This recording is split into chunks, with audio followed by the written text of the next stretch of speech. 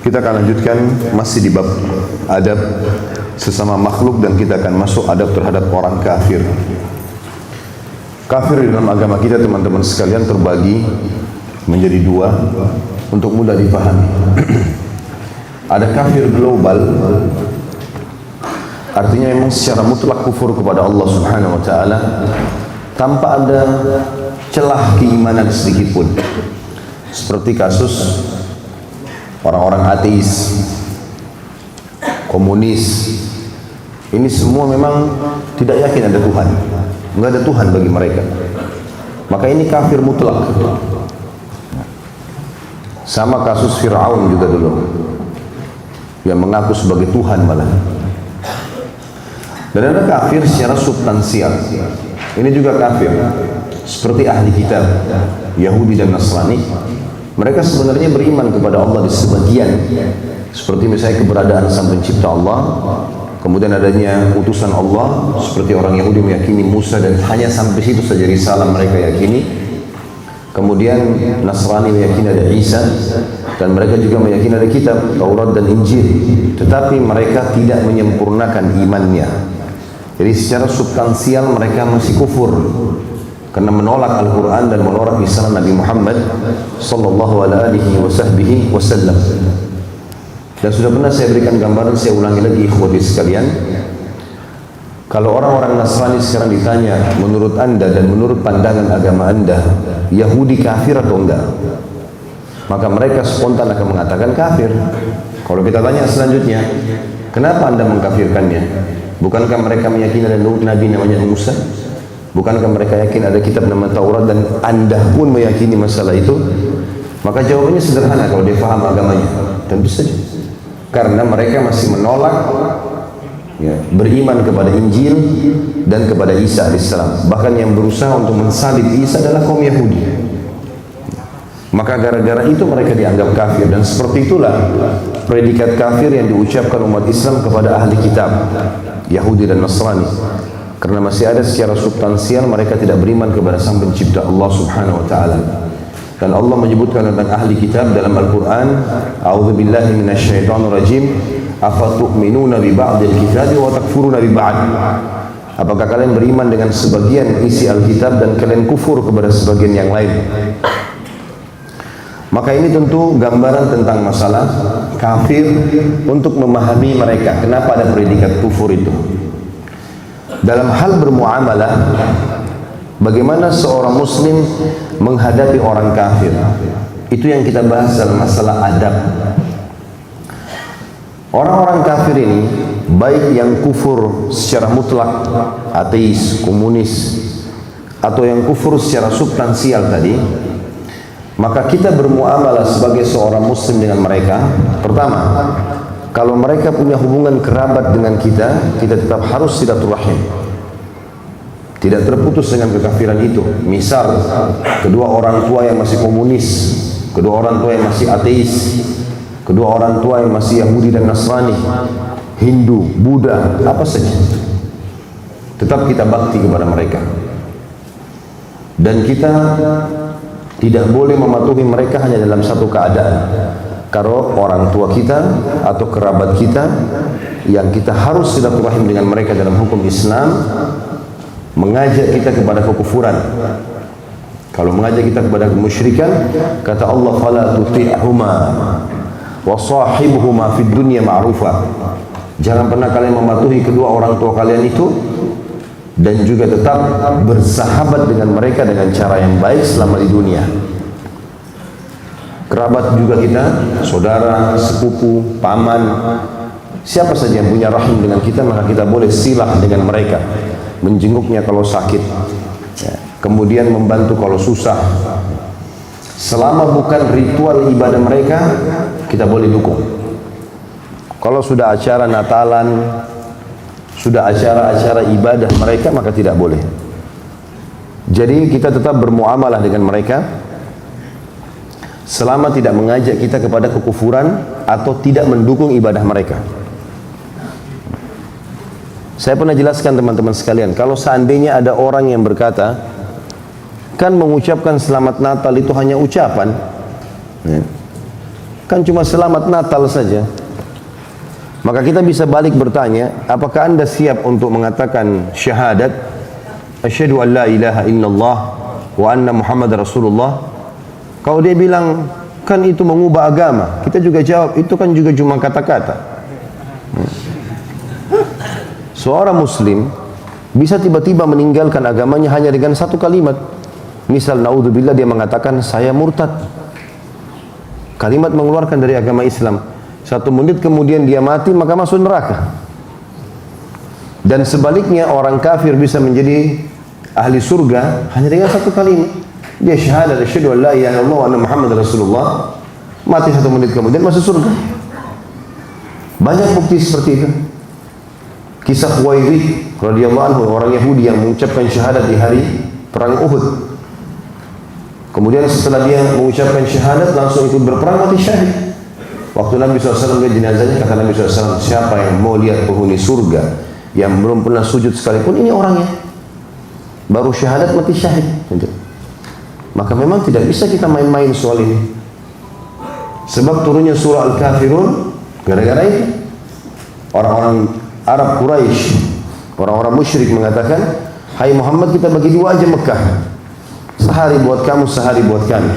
Sehari kamu beribadah seperti ibadah kami, sehari kami ikut ibadahmu. Kata Nabi SAW, tidak bisa. Baik Muhammad, sehari buat kami, seminggu buat kamu, nggak bisa. Sehari buat kami, sebulan buat kamu, nggak bisa. Sehari buat kami, setahun buat kamu, nggak bisa. Baik, sehari buat kami, seumur hidup buat kamu. Kata Nabi SAW, tidak bisa. Turun langsung surah Al-Kafirun pada saat itu di Mekah, sebab turunnya gara-gara negosiasi orang Quraisy untuk berbagi waktu. Tidak apa-apalah, toleransi. Kita mengiyakan ibadah mereka, mereka iyakan ibadah kita. Tidak bisa. Allah yang bilang dan kekal dalam Al-Quran. Bahkan ini menjadi seperti surah pilihan di setiap witir, di setiap sholat witir, di setiap sholat ba'diyah maghrib, di setiap sholat sunnatul fajr. Di rakaat pertama setelah Al-Fatihah baca apa? Hah? Al-Kafirun. Kenapa takut bilang? Hah? Ini yang di belakang ini yang bujang-bujang. Bagaimana mau melamar orang? Baca Al-Kafirun aja takut. A'udzubillahi minasyaitonirrajim. Bismillahirrahmanirrahim. Qul ya ayyuhal kafirun. Katakan hai Muhammad kepada orang-orang kafir itu, la a'budu ma ta'budun. Saya enggak bakal pernah dukung ibadah kalian. Saya tidak akan pernah ikut-ikutan. Wala antum abiduna ma'bud. Kalian juga tidak usah ikut-ikutan ibadahku. Diulangi lagi. Wala ana abidun ma'abadtum wala antum abiduna ma'bud. Saya tidak akan ikut-ikutan ibadah kalian. Kalian tidak usah ikut-ikutan agamaku. Lakum dinukum waliyadin. Kalian punya agama, kalian punya agama. Tegas. Enggak ada toleransi dalam masalah ini. Jadi kita harus letakkan ajaran syariat kita pada tempatnya. Toleransi pada yang dibolehkan, silaturahim, dan itu sudah sangat luar biasa hukum Allah ya. Allah bisa turunkan hukum orang kafir nggak boleh sama sekali berteman sama mereka. Bisa saja hukum itu turun. Tapi Allah enggak. Silakan silaturahim, bakti sama orang tuamu, bantu yang susah, jangan dukung ibadahnya saja. Itu toleransi yang luar biasa dalam agama kita. Nah kita harus tahu nih teman-teman sekalian. Kalau punya hubungan rahim, kita bersilah dengan mereka. Itu yang pertama. Kalau kita memiliki teman, partner bisnis, boleh dalam Islam, walaupun orang kafir. Nabi SAW berteman dengan beberapa pendeta Yahudi, berinteraksi sama mereka, mengirim surat kepada mereka, mengajak mereka masuk Islam, raja-raja dunia pada saat itu. Nabi SAW menerima utusan-utusan mereka. Nabi SAW menulis perdamaian ya, dengan orang-orang kafir, ada kesepakatan Hudaybiyah. Jadi ada, kita lihat dalam syariat kita ada muamalah dengan mereka, ada muamalah, dan tapi tentunya Islam sudah mengajarkan caranya. Tidak boleh kita salah dalam masalah ini, nggak boleh kita lost sekali, tidak boleh juga kita terlalu kaku ya. Jadi kita boleh berbisnis, boleh berteman, dan khusus orang-orang kafir yang ada di bawah naungan pemerintah Islam ya, dan ada perdamaian dengan kaum muslimin, haram untuk membunuh mereka, tidak boleh. Kata Nabi SAW, man adza zimmiyan kuntu lahu khasiman yaumal qiyamah.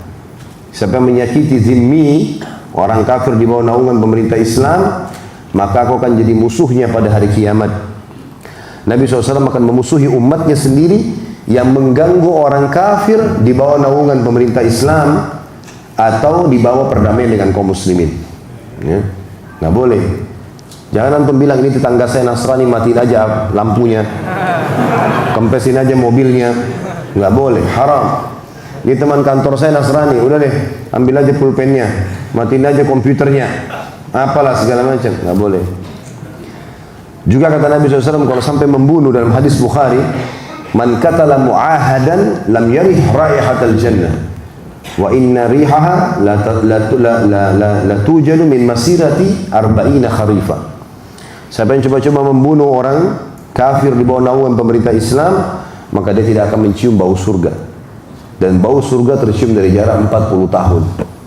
Jadi memang tegas sekali hukum agama, nggak boleh kita ganggu. Orang kafir yang boleh dibunuh kalau sudah membuat kerusakan di muka bumi, pemerintah Islam turun tangan. Seperti orang Yahudi yang coba meracuni Nabi SAW di Khaybar. Itu nggak langsung Nabi bunuh, tapi begitu ada korbannya, ada sahabat mati gara-gara racun itu, ditangkap tuh perempuan, dipenggal. Jadi dianya sendiri, bukan semuanya. Yang salah yang dihukum. Begitu adilnya Islam, gitu kan? Makanya pada saat saya ditanya tentang masalah kasus Myanmar, yang salah adalah orang kafir yang di sana. Yang di sana kita perangi, ya, jangan gangguin di sini. Gak ada hubungannya dengan di sini. Walaupun agama mereka sama, Islam adil, yang salah yang dihukum. Pernah Sultan Muhammad Fatih, masyhur Muhammad bin Murad, yang diberikan julukan Al-Fatih, yang mendapatkan berita gembira Nabi SAW akan bebaskan Konstantinopel, umur 25 tahun menembus bagian Eropanya Turki, dan masyhur, ya. Maka dia pernah mendengar di Spanyol umat Islam lagi dibantai oleh gereja, bantai massal ini, sampai orang ditidurkan, ditelanjangin, dipotong dua dari kemaluannya sampai kepalanya. Umat Islam disiksa luar biasa, bantai, perempuan diperkosa. Sultan Muhammad Murad jengkel, keluarkan instruksi, semua Nasrani di wilayah muslimin bantai. Instruksinya begitu. Subhanallah, pas surat itu, sebuah surat kerajaan kalau ditulis, sebelum dijalankan dialihkan kepada kepala mufti. Kalau kita ketua MUI mungkin di Indonesia, ya, diperlihatkan. Waktu dilihat, langsung datang ketua muftinya pada saat itu kepada sultan dan mengatakan, wahai sultan, Allah mengajarkan kita agama yang adil. Saudara-saudara kita yang mati di sana mati syahid. Kita nggak usah khawatir masalah itu. Tapi nggak ada dosanya Nasrani yang ada di sini. Apa hubungannya? Yang salah di sana, kita perangi sana, ayo. Hukum itu yang melanggar. Tapi jangan yang di sini. Di sini tidak ada salah. Mereka nggak buat masalah. Bahkan mereka di bawah naungan pemerintah Islam. Maka Sultan pun dengan keimanannya menarik fatwa itu. Nggak jadi, gitu kan? Seperti itu manusia Islam melihatnya. Ya. Kemudian juga dalam berhubungan dengan dan muamalah dengan mereka, ada bab terbukanya pintu pernikahan, tetapi hanya antara laki-laki muslim dengan wanita ahli kitab saja, Yahudiyah atau Nasraniyah. Hindu, Buddha, ateis nggak boleh. Dalam surah Al-Maidah surah nomor 5 ayat 5 Allah berfirman masalah itu. A'udzu billahi minasyaitonir rajim, wal muhsanatu minal mu'minati wal muhsanatu minal ladzina utul kitaba min qablikum. Kalian boleh menikahi wanita-wanita mukminah atau kalian menikahi wanita-wanita ahli kitab. Ya, tapi ingat di sini dikatakan muhsanat. Wanita-wanita yang menjaga kehormatannya. Bukan wanita yang pakai kekurangan kain di pinggir jalan sana, sobek pahanya, sobek dadanya. Oh, ini ahli kitab, boleh saya nikahi. Mau nggak syahadat saya nikahi? Bukan itu. Muhsanat, wanita yang baik-baik, mungkin biarawatinya yang memang sudah pakai jilbab, sudah dekat dengan agamanya. Jadi kalau ini juga ada. Tapi Allah bilang, wal muhsanatu minal ladzina utul kitaba min qablikum. Wanita-wanita yang menjaga kehormatannya dan kesuciannya dari ahli kitab sebelum kalian. Cuma Yahudiyah dan Nasraniyah. Dan ini hanya berlaku laki-laki muslim kepada wanita mereka. Tidak berlaku sebaliknya. Nggak boleh muslimah nikah sama laki-laki kafir, mutlak. Kalau dalam ayat lain, waktu wanita-wanita Mekah masuk Islam, suami mereka tidak mau masuk Islam, maka istri mereka pada hijrah ke Madinah. Orang-orang Mekah pada sebarin isu, Muhammad mengambil istri-istri kami. Maka turun ayat Al-Quran, ya. Jangan kau kembalikan para wanita itu kepada suami-suami mereka, hai Muhammad, sampai mereka beriman. Lahunna yahillu lahum walahum yahilluna lahun. Mereka para wanita tidak halal lagi sama laki-laki kafir itu, dan tidak halal lagi mereka pada perempuan-perempuan ini, kecuali mereka beriman. Syahadat silakan, kalau tidak nggak boleh. Dan diiklankan pada saat itu setiap sahabat yang mau menikahi wanita-wanita mukminah yang suaminya kafir ini dengan cara menebus maharnya. Kalau dulu maharnya dikasih 10 juta rupiah, bayarin ke mantan suaminya itu, maka di sini sudah halal untuk dinikahi. Itu hukum syar'inya. Jadi ada pintu juga terbuka di poin itu.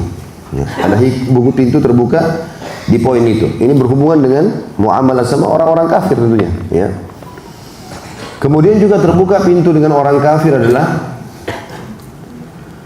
anak-anak yang meninggal dalam keadaan kufur, belum balik. Misal kalau ada anak Nasrani, anak Yahudi, tapi meninggal belum kafir. Ini hukum syar'inya dalam sebagian besar pendapat ulama kita adalah mereka di bawah naungan Allah. Allah akan mengetes mereka pada hari kiamat. Kalau mereka masih dalam keadaan fitrahnya masuk surga. Kalau mereka sudah rusak fitrahnya maka mereka masuk neraka. Ini juga termasuk satu sisi lagi gambaran Islam tentang orang-orang kafir. Kemudian tawanan-tawanan mereka dalam peperangan, dan ini juga pintu lain. Dalam peperangan kita punya adab.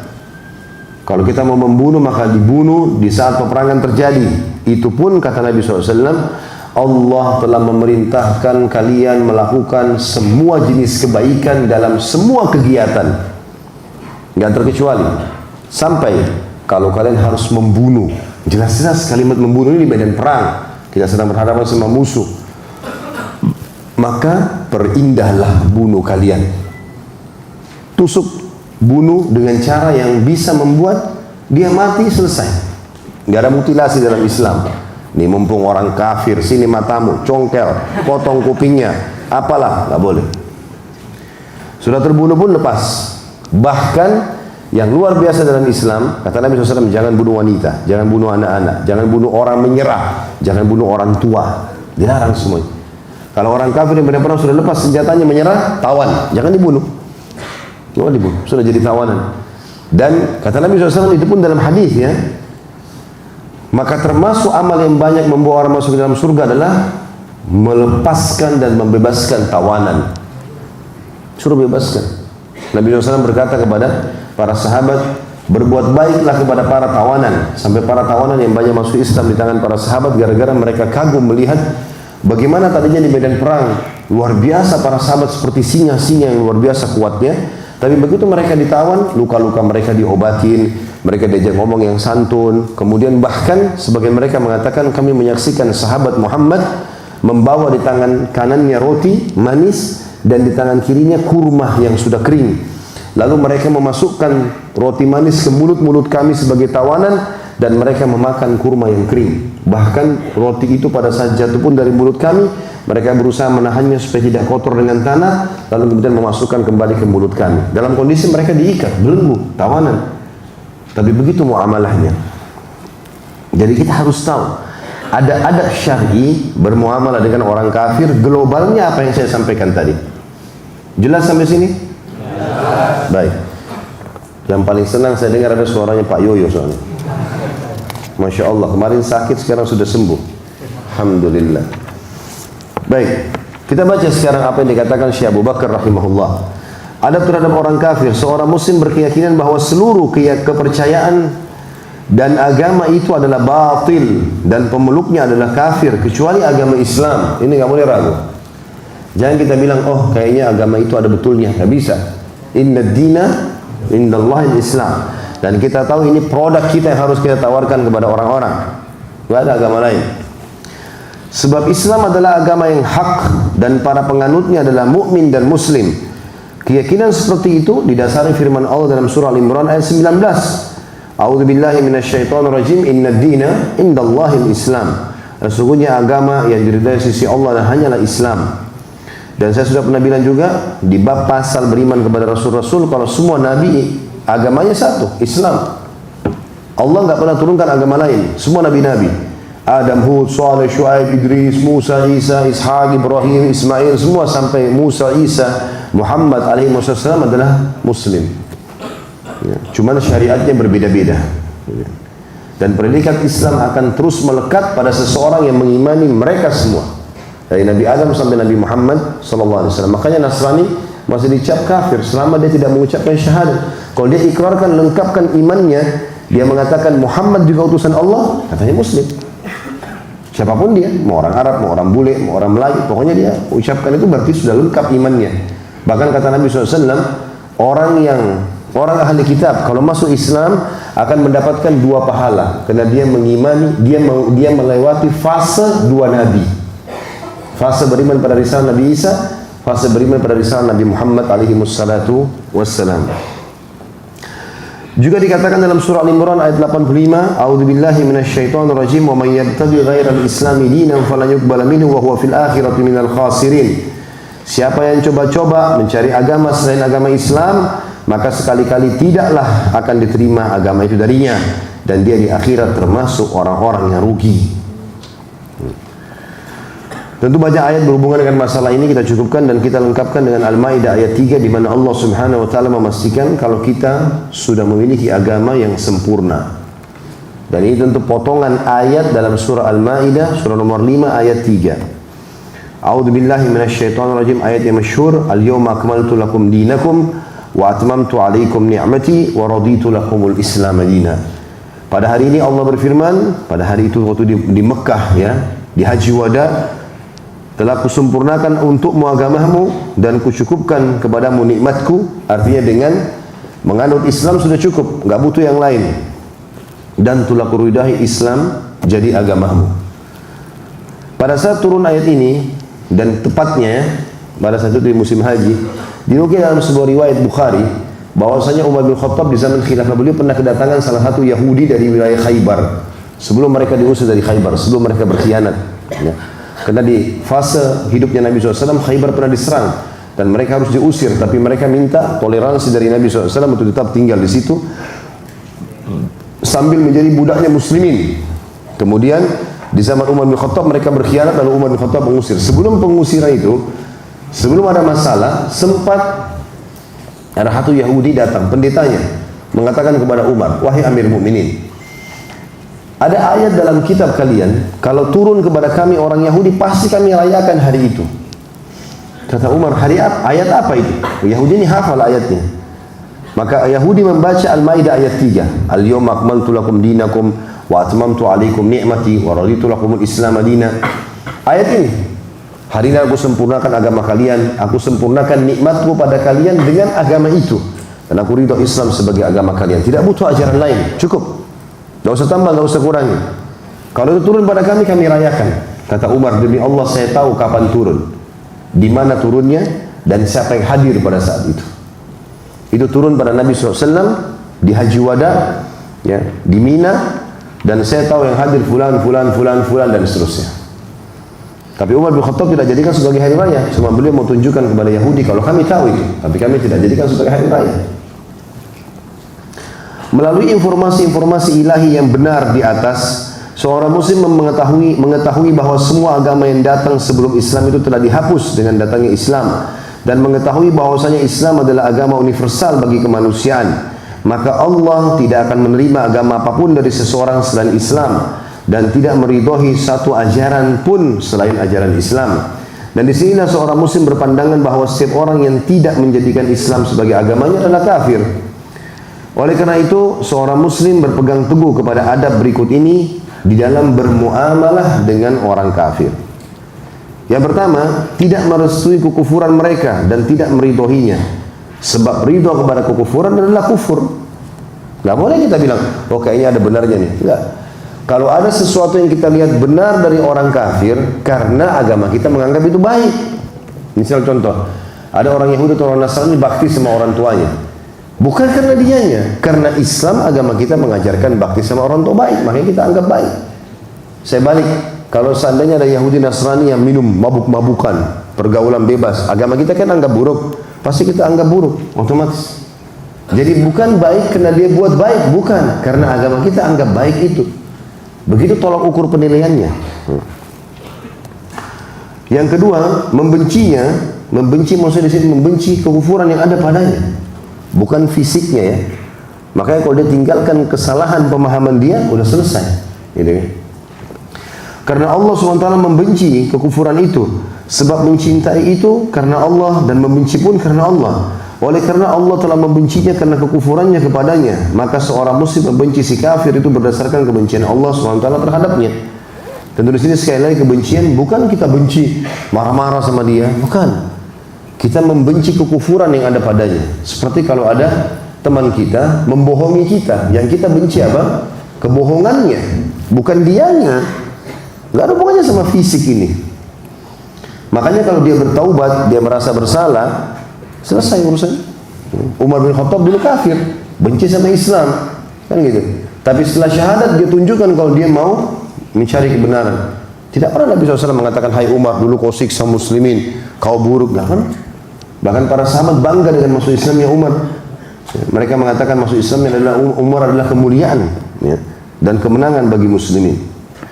Yang ketiga, tidak loyal atau membela dan mendukung dan tidak mencintai, karena Allah SWT telah berfirman dalam surah Al-Imran ayat 28, A'udzubillahi minasyaitonirrajim, la yattakhidul mu'minuna al-kafirina awliya'a min dunil mu'minin. Janganlah orang-orang mukmin menjadikan orang-orang kafir sebagai wali dengan meninggalkan orang-orang mukmin. Enggak boleh. Kemudian dalam surah Al-Mujadilah juga Allah mengatakan ayat 22, A'udzu billahi minasyaitonir rajim, la tajidu qauman yu'minuna billahi wal yawmil akhir yuwadduna man hadallaha wa rasulahu walau kanu aba'ahum aw abna'ahum aw ikhwanahum aw ashiratahum. Al-ayat. Kalian tidak akan mendapati satu kaum yang beriman kepada Allah dan hari akhir saling berkasih sayang dengan orang-orang yang menentang Allah dan Rasulnya, sekalipun orang-orang itu bapak-bapak atau anak-anak atau saudara-saudara atau keluarga mereka. Orang muslim harus tunjukkan kebenaran agamanya, nggak ada toleransi dalam masalah agama. Saya bercerita di sini ada sebuah kisah. Seorang sahabat bernama Abdullah bin Hudzafah al-Aslami radhiyallahu anhu. Sahabat Nabi yang mulia terkenal dengan keimanannya. Orang ini pernah diutus untuk menyerang wilayah Romawi. Tertawan oleh musuh. Tertawan oleh musuh, maka Kaisar Romawi ingin menggoda para sahabat yang dikenal dengan keimanan mereka. Ditanya mana pimpinannya pasukan muslim ini, ditunjuk sama mereka ini Abdullah bin Hudzafah, sahabat Nabi yang mulia radhiyallahu anhu. Maka apa kata Kaisar di depan orang-orangnya dan disaksikan oleh para pendeta-pendetanya, disaksikan oleh para mujahidin yang tertawan pada saat itu puluhan orang. Kata Kaisar, hai Abdullah, masuklah ke Nasrani dan aku akan memberikan kepadamu setengah kerajaanku. Setengah kerajaanku ambil. Yang penting kau Nasrani. Waktu itu kebetulan Kaisar menguasai wilayah seluruh dunia ini. Mayoritas bumi ini dikuasai sama dia. Kerajaan terbesar. Allah turunkan surah Ar-Rum, bercerita tentang masalah Romawi, gitu kan? Setengah kekayaan asal kau jadi Nasrani. Apa jawab Abdullah? Orang Badui dari padang pasir yang miskin, tidak punya harta radhiyallahu anhu, tapi keimanannya lebih mahal. Dia mengatakan, wahai Kaisar, jangankan setengah kerajaanmu, seluruh kerajaanmu, seluruh kerajaan Arab, seluruh kerajaan Ajam itu selain Arab, semua buka bumi ini kumpulin, saya tidak akan tinggalkan agama saya sekejap mata pun. Bukan cuma sekedar coba sehari, sekejap mata saya tidak akan lakukan. Kaisar panggil anak perempuannya. Ada anak perempuan Kaisar itu terkenal dengan kecantikannya, masih gadis, semuanya sempurna. Semua panglima perang, menteri-menterinya Kaisar pengen nikahi perempuan ini. Kaisar keluarin, setengah kerajaan saya plus kamu nikahi anak perempuan saya. Lihat godaannya. Sekarang langsung jadi raja, kaya raya, menguasai setengah dunia bagi dua sama Kaisar, plus jadi anak mantunya Kaisar. Apa dia bilang? Wahai Kaisar, engkau mengeluarkan anak perempuanmu untuk ditawarkan menikah denganku, sementara Tuhanku menawarkan aku menikah dengan bidadari. Nggak mempan. Udah lihat belum bujang? Hah? Gimana itu imannya? Tidak cukup di situ. Kaisar bilang, penjara orang ini. Jangan kasih makan, kasih minum. Nggak boleh makan, nggak boleh minum. Kalau makan teman-teman, mungkin kita masih bisa tahan dan lapar. Kalau haus ini berat. Kita kalau nggak makan 2 hari, 3 hari lemes, tapi masih tahan. Tapi kalau nggak minum, dari pagi sampai malam, kerongkongan kita kering. 2 hari bisa mati kering kerongkongan. Sampai 3 hari Abdullah radhiyallahu anhu tidak dikasih makan, tidak dikasih minum. Bayangin. Dikatakan dalam kisah ini, sampai kepala beliau miring, gitu. Sudah lemas sekali. Apa kata Kaisar? Masukkan ke penjaranya babi sama khamr. Dalam kondisi begitu, lihat. Dan babi dikemas dengan kemasan yang paling bagus, ya, rempah-rempah yang wangi, khamr yang paling mahal di kendinya. Kasih. Yang biasa raja makan. Sampai subhanallah babi itu menjamur, Abdullah nggak sentuh. Entah berapa hari. Khamr gak disentuh. Prajuritnya Kaisar lapar. Kata Kaisar, bawa dia ke sini, dibawa. Tanya sama Kaisar, kenapa kau nggak makan? Dia bilang, demi Allah saya tahu kalau makanan ini sekarang sudah halal buat saya. Dalam agama saya sudah halal, karena sekarang saya sudah sangat lapar. Tapi saya tidak akan biarkan kau hina agamaku. Nggak bakalan saya makan. Terakhir kata Kaisar apa? Saya akan bunuh kamu, tapi dengan cara cemplungin kamu ke minyak panas. Minyak panas. Didatangkanlah periuk besar, ukuran bisa masuk 10 orang. Datangkan di depan mata, besar, dibakar dengan api sampai meletup-letup minyaknya. Kaisar ini dia nggak suruh Abdullah bin Huzaifah dijemplungin pertama, satu persatu prajuritnya dilempar. Begitu dilempar, hitungan menit tinggal tulangnya keluar. Manusia dilempar, keluar muncul tinggal tulang. Habis semua otot-ototnya, kulitnya. Panas sekali minyaknya, mendidih. Lempar lagi 1, lempar lagi 2, sampai pasukan Abdullah habis. Tinggal dia sendiri. Begitu Abdullah dibawa ke api, nangis Abdullah, netes air mata. Waktu dia lagi menangis teman-teman, kata Kaisar, sudah lunak hatinya. Prajurit Romawi juga, sudah nangis dia. Coba bawa ke sini. Abdullah, mau jadi Nasrani? Dia bilang, tidak demi Allah. Yang buat, terus kenapa mau nangis? Yang buat saya menangis, karena saya punya nyawa cuma 1. Mestinya saya punya nyawa 1000. Semuanya kau cemplungin ke api itu. Saya berharap itu. Itu iman seorang mukmin. Bukan hanya sekedar suka artis barat tertentu, pemain bola langsung seperti dia. Pakai salib pun iya. Nggak ada tawaran menikah sama anak Kaisar. Nggak ada penawaran setengah kerajaan. Tiba-tiba sudah jadi Nasrani semua. Gimana modelnya itu? Jadi dia keimanan para sahabat. Yang keempat, bersikap objektif, adil kepadanya. Jadi kita ada yang kita tidak boleh, ada yang kita boleh. Objektif artinya apa? Kalau dia benar kita dukung, kalau dia salah kita hukum. Nggak ada yang didukung. Jadi, objektif, adil kepadanya dan memberikan kebaikan-kebaikan kepadanya jika ia bukan kafir harbi. Nah, ini tadi saya sempat jelaskan kafir zimmi. Orang kafir di bawah nama pemerintah Islam. Kalau kafir harbi adalah orang kafir yang keluar dengan pakaian lengkap untuk memerangi muslimin. Sudah masuk di kancah peperangan. Kita bertemu berpapasan di kancah peperangan. Namanya kafir harbi. Kata beliau, adil kepadanya, memberikan kebaikan-kebaikan kepadanya jika dia bukan kafir harbi yang memerangi. Karena Allah SWT berfirman dalam surah Al-Mumtahinah ayat 8, A'udzu billahi minasyaitonir rajim. La yanhaakumullahu 'anil ladzina lam yuqatilukum fid dini wa lam yukhrijukum min diyarikum an tabarruhum wa tuqsitu ilaihim. Innallaha yuhibbul muqsitin. Allah tidak melarang kalian untuk berbuat baik dan berlaku adil terhadap orang-orang yang tidak memerangimu karena agama dan tidak pula mengusirmu dari negerimu. Sesungguhnya Allah menyukai orang-orang yang berlaku adil. Kalau orang kafir yang tidak mau buat masalah sama kita, jangan diganggu. Tidak usah diganggu. Bahkan kita tawarkan Islam konsepnya la ikraha fid din. Gak ada paksaan. Ini produk kami Islam. Kamu masuk Islam? Enggak, saya enggak mau. Ya sudah. Enggak ada kita ancam dia, intimidasi, enggak. Enggak boleh dalam Islam. Sama sekali enggak boleh. Tapi kalau dia keluar di medan perang, berhadapan sama kita, jangan kita bilang ini toleransi, enggak usah ditusuk. Enggak. Lain lagi ceritanya. Makanya Nabi SAW di perang Badar memegang pedang sambil mengatakan kepada para sahabat, Nabi ini sangat toleransi dengan orang kafir. lembut dengan mereka, berbagi dengan mereka, mengirimkan hadiah. Bahkan pernah ada Yahudi mengundang Nabi SAW ke rumahnya, Nabi datang. Nggak ada sesuatu yang Nabi halangi yang sifatnya muamalah yang dibolehkan. Tapi subhanallah di kancah peperangan Nabi SAW sudah lihat ada kafir-kafir harbi nih, jelas-jelas keluar bawa pedang mau memerangi muslimin. Kalau kita nggak bunuh, mereka akan bunuh kita, memerangi agama Allah. Maka kata Nabi SAW, angkat pedang. Siapa yang memberikan haknya pedang ini? Ali bin Abi Thalib berdiri. Saya Rasulullah. Langsung mau diambil, Nabi SAW tarik. Nabi ulangi lagi. Siapa yang memberikan haknya pedang ini? Hamzah berdiri. Saya Rasulullah, mau diambil, Nabi SAW tarik.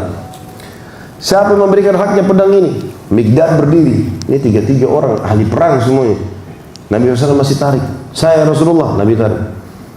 Terakhir Nabi bilang lagi, siapa yang memberikan hak pedang ini? Rupanya ada satu sahabat luar biasa. Dia bilang, ya Rasulullah, sebelum dia mau ambil, apa haknya Allah dan Rasul di pedang itu? Kata Nabi SAW, engkau mengambilnya dan engkau menggunakan untuk memerangi musuh-musuh Allah itu sampai bengkok. Di sini saatnya kau perang. Dalam kota, tetangga, nggak boleh diganggu. Tapi sudah di kancah peperangan, kafir harbi, perangi. Sampai agama Allah SWT menang. Dan kita dalam Islam ada ajaran, ya. Kalau seandainya kalian bertemu dengan musuh, kalau jangan kalian berharap ketemu musuh.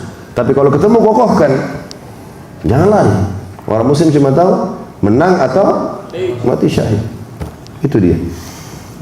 Kemudian ayat ini juga memperbolehkan kita berlaku iqsad. Iqsad artinya apa? Toleransi terhadap orang-orang kafir, yaitu objektif, adil dan memberikan kebaikan-kebaikan kepada mereka kecuali mereka yang muharibin, memerangi kaum muslimin. Bagi mereka yang muharibin ada aturan tersendiri yang dikenal dengan ahkam al-muharibin. Ketangkap memang dasarnya musuh-musuh Allah, kan? Itu berbeda hukumannya. Beberapa orang bahkan Nabi SAW langsung hukum di tempat, karena memang ini adalah musuh-musuh yang luar biasa.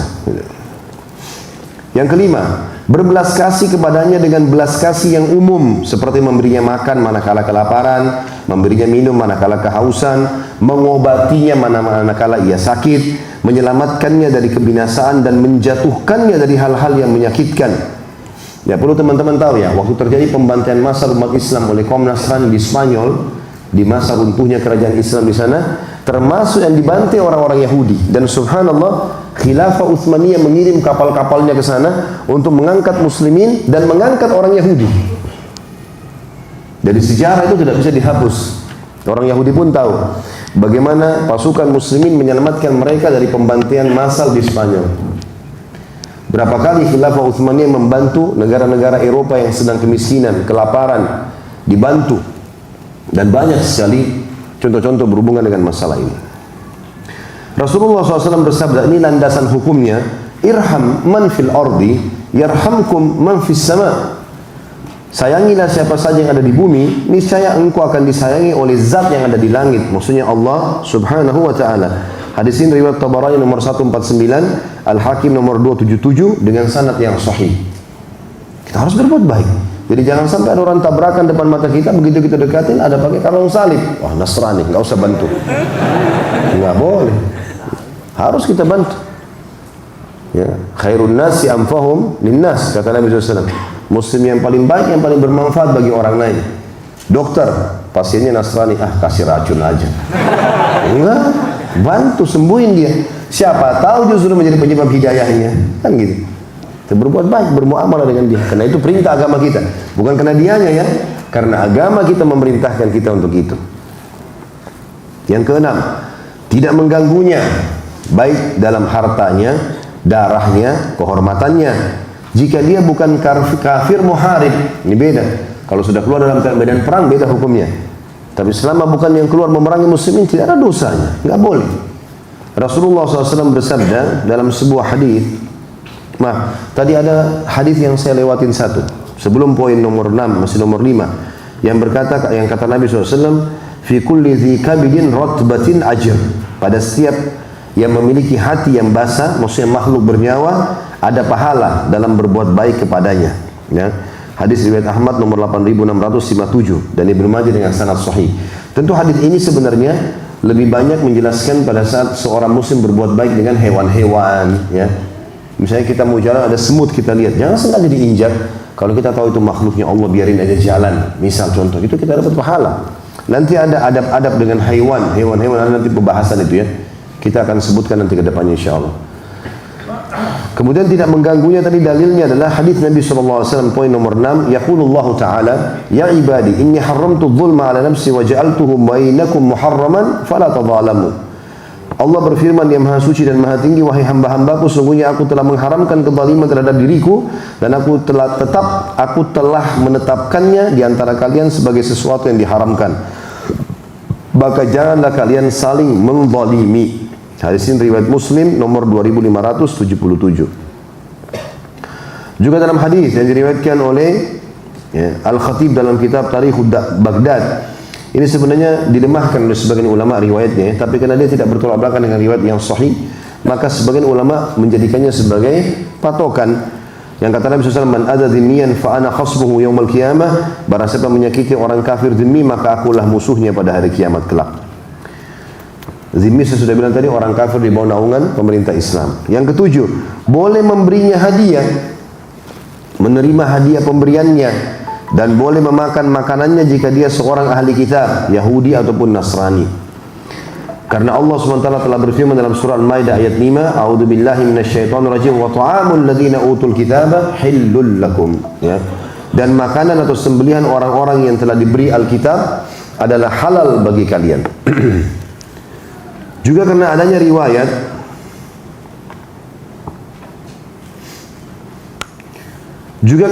riwayat sahih dari Rasulullah SAW bahwasanya beliau pernah diundang makan oleh orang Yahudi Madinah, maka beliau pun memenuhi undangan itu dan memakan makanan yang mereka hidangkan kepada beliau. Tapi ada syarat di sini, ulama bilang, ya, selama makanan tersebut halal dalam Islam, dan yang kedua bukan hasil dari acara ritual mereka, bukan makanan Natalan, acara kematian, bukan. Tapi yang sifatnya memang misal kue-kuean, ya.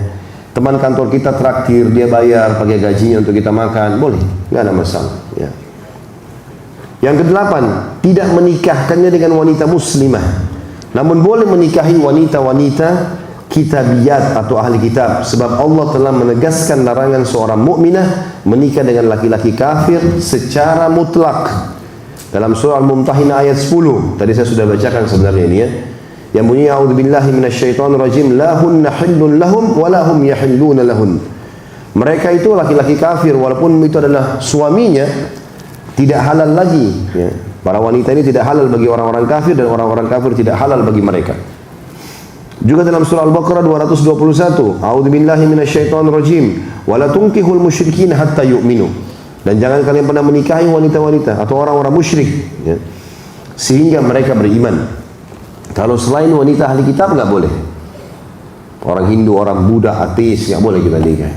Kecuali dia syahadat sudah jelas.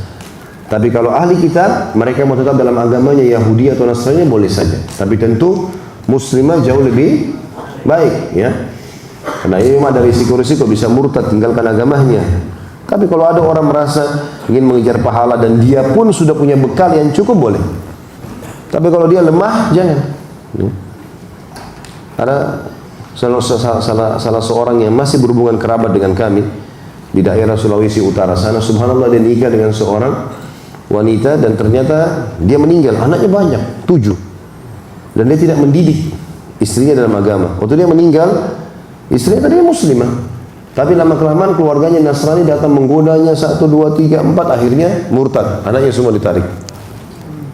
Masalah ini, gitu kan? Ini juga masalah. Ini kalau memang menikahnya bukan pada wanita yang paham agama, ataupun memang dia dasarnya si laki-laki ini tidak bisa mendidik istrinya. Jadi jangan cuma berbangga nikah dengan mu'allaf, ya. Makanya kalau mukminah jauh lebih tepat. Tapi ini kita bicara hukum syar'i tentang boleh atau tidak bolehnya. Tentang bolehnya lelaki mukmin menikah dengan perempuan kitabiyah, Allah juga berfirman di dalam Al-Maidah ayat 5. Tadi sudah saya bacakan ini, tapi saya ulangi lagi. A'udzu billahi minasyaitonir rajim, wal muhsanatu minal mu'minati wal muhsanatu minal ladzina utul kitaba min qablikum idza ataitumuhunna ujurahunna muhsinina ghaira musafihina wala muttakhidhi akhdan.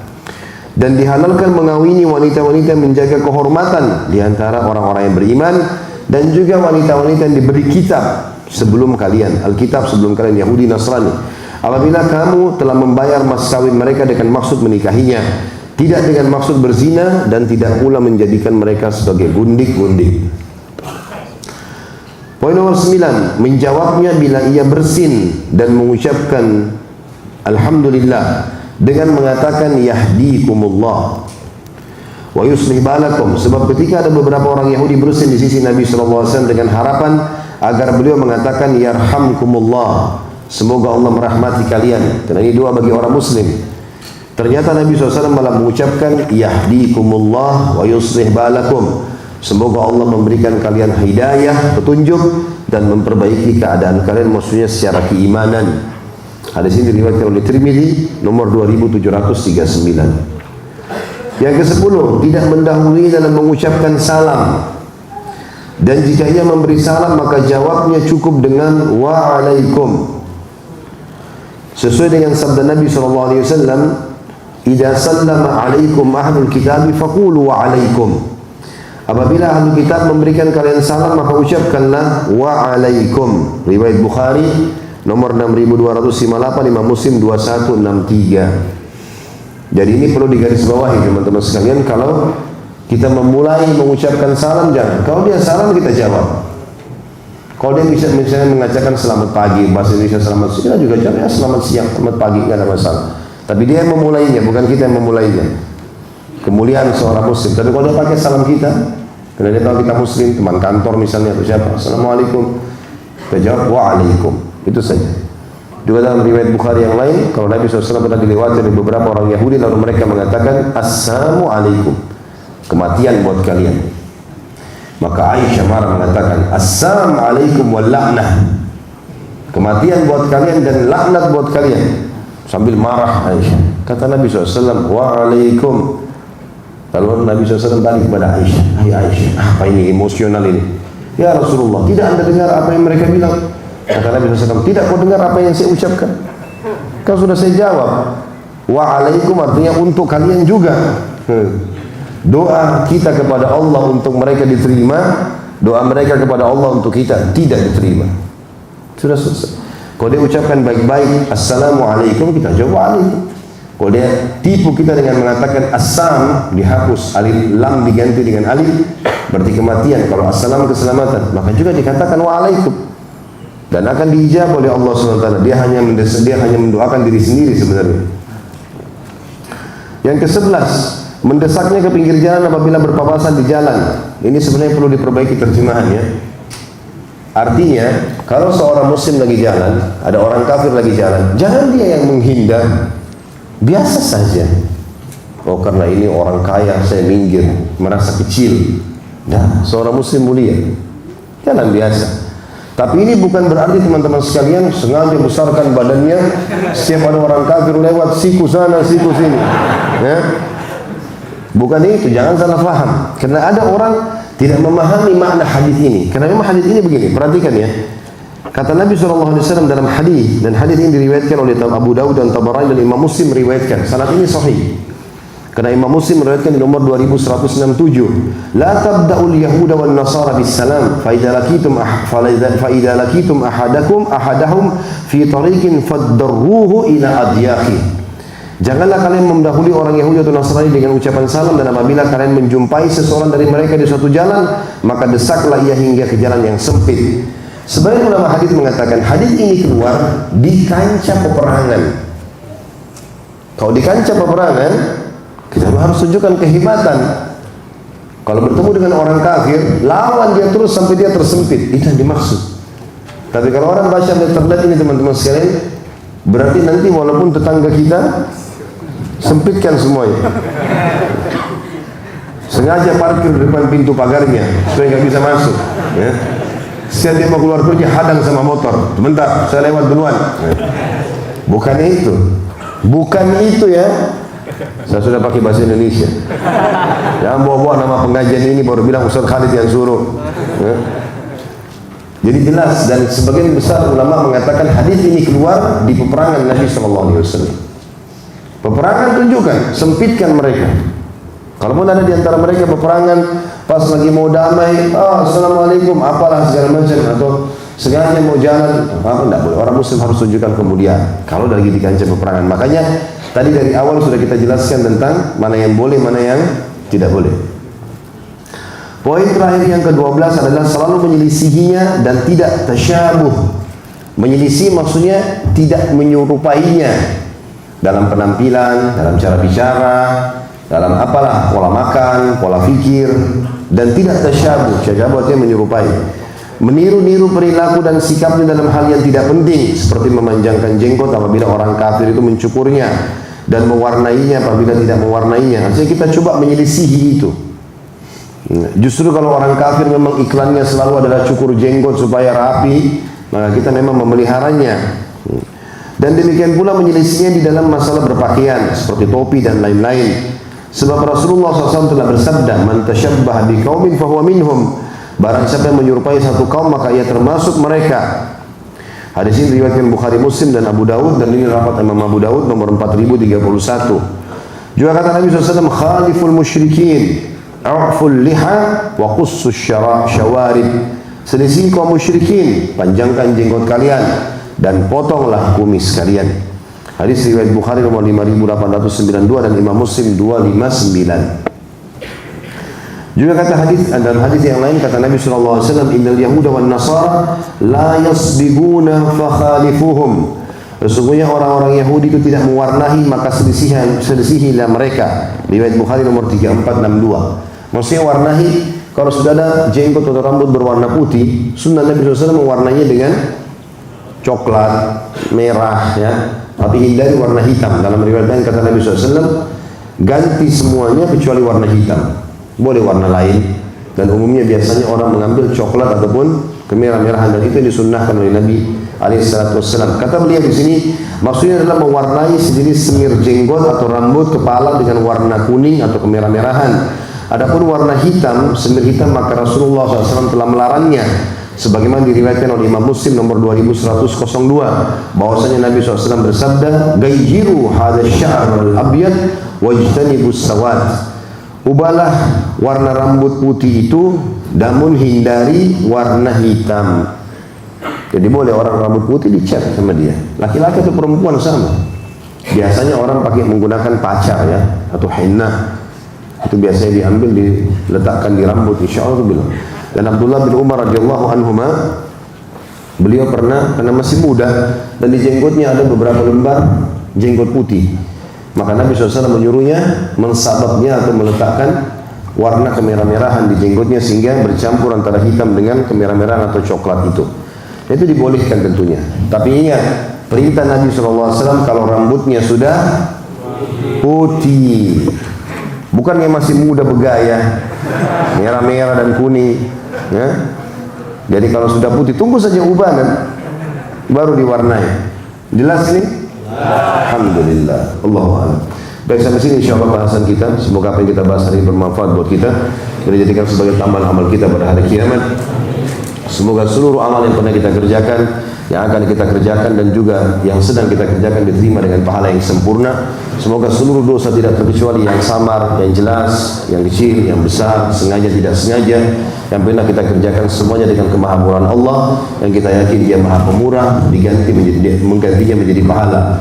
Dan semoga Indonesia menjadi negara yang aman, tentram, damai, dan seluruh umat Islam di bawah naungan ukhuwah Islamiyah, dan dalam ibadah mereka kembali kepada Al-Quran dan Sunnah. Dan siapapun yang menginginkan keburukan bagi Islam, bagi muslimin, bagi negara tercinta ini, dikembalikan tipu daya mereka kepada diri mereka sendiri. Dan seluruh utang negara ini insya Allah dilunasi dengan kemahamurahan Allah, dan diberikan pemimpin muslim yang kembali kepada Al-Quran dan Sunnah dan menjalankan semua tugas dan amanah mereka, serta seluruh masyarakat mendapatkan haknya. Dan semoga Indonesia menjadi contoh bagi negara-negara yang lain Tidak pernah kita lupa saudara kita di Palestina, di Syria, di Yaman, di Irak, di Myanmar, di Aqsa, dimanapun mereka berada yang sedang tertindas. Semoga Allah ikhlaskan niat mereka, terima para syuhada mereka, mudahkan Islam di tangan mereka dan tangan kita semua, dan semoga Allah partisipasi kita bersama mereka di pahala, baik dengan doa, dengan harta juga dengan jiwa kita, dan semoga Allah dengan kemahamurahannya menyatukan kita semua di surga Firdausnya tanpa hisab, di mana saudara dari majelis ilmu yang mulia ini. Wassallallahu nabiyana Muhammadin walhamdulillahi rabbil alamin.